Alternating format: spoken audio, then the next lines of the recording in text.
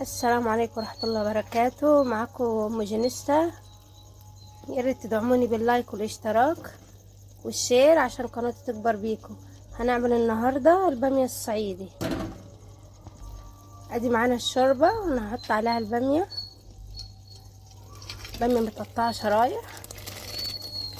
الشوربة عبارة عن فيها كل حاجة، حبهان، ورق لوري، كزبرة ناشفة.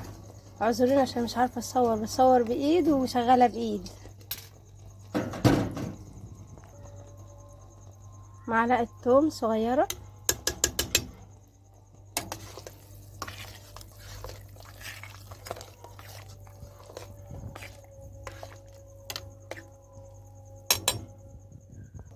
هتغلي كده غلوتين وبعد كده هنطفي عليها،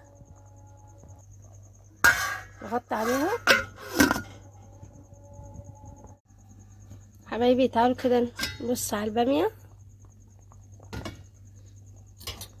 ناخد حبة بالمعلقة لو لقيناها استوت. كده استوت، كده استوت. كده هنفركها. دي اسمها مفركة، المفرك الصعيدي. هنديها فركة كده، بس اعذروني انا عشان ماسكة بايد واحدة فمش هينفع. هفركها كده وارجع لكم تاني. ادي كده حبايبي تمام كده، خلصت فرك، خلصتها تمام. كده هنعمل الطشة كده تمام. نغطي عليها.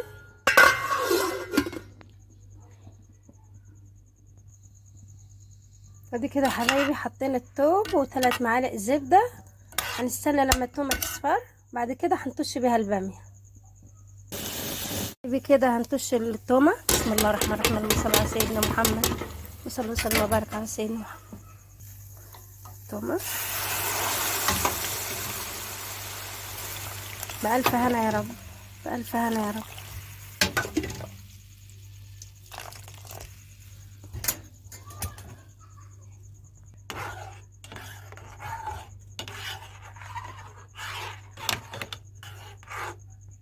ادي كده كده غرفنا البامية. بألف هنا على قلوبكم يا رب.